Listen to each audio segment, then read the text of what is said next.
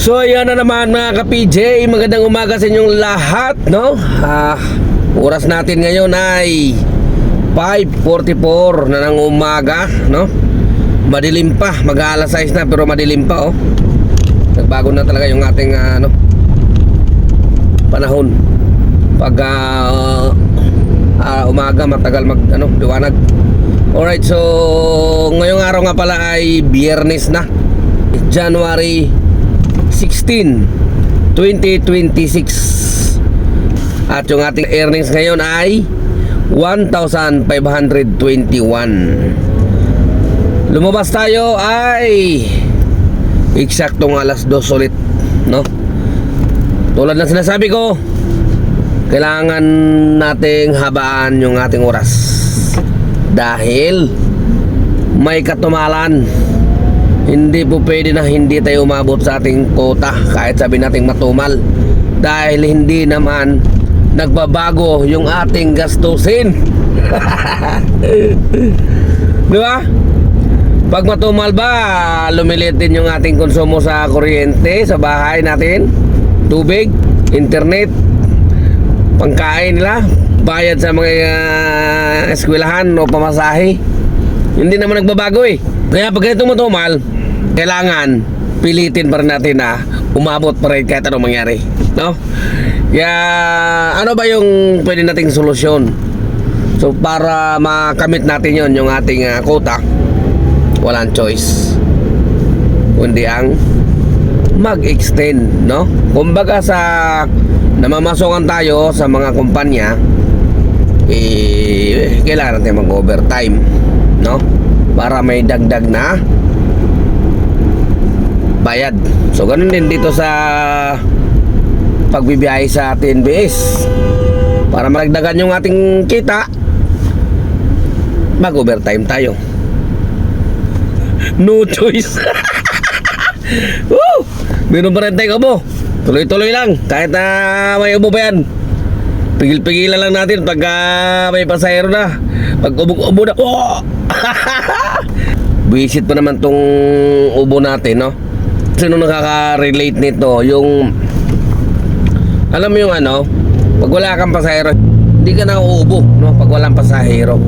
Pero pag nandyan na, alam mo yung pagsakay pa lang, tapos may maamoy ka na pabango na matapang, doon na talaga, parang ramdam mo na kumakatin na unti-unti lalabunan mo eh. Visit na yan eh. Tapos ang hirap niyang pigilin, no? Wala eh, kailangan maghanap buhay, no? Kahit minsan nahihiya rin ako eh pag nauubo ko. Siyempre ang mga pasahero natin, din yan,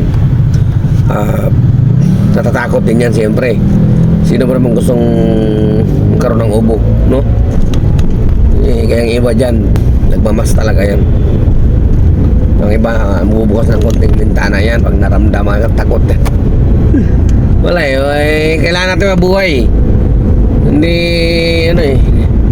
hindi obra eh. Gusto natin magpahinga na lang para kaso kailangan maghanap buhay.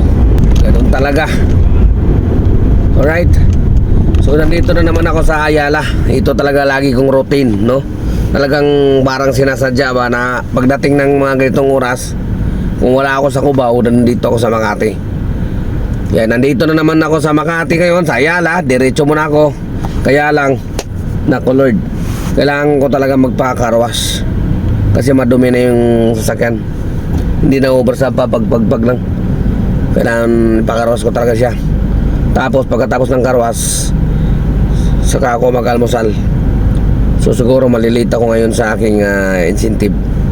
O di bali, kailangan talaga eh. Hindi po pwedeng hindi magpakarwas. Kaya sa pasahero, no? Kaya tara na, karwas muna tayo. Tapos ng karwas, almusal. Let's go!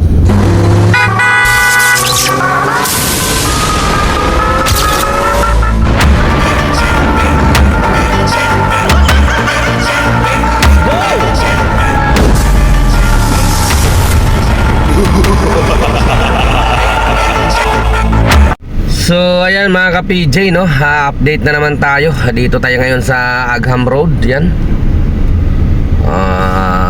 1 to 1 to tayo sa ating next na booking, no? Update din tayo sa ating oras. Oras natin ay 1:42 na ng hapon. At yung ating earnings ngayon ay 3,380. Ang bagal. 23 na bookings.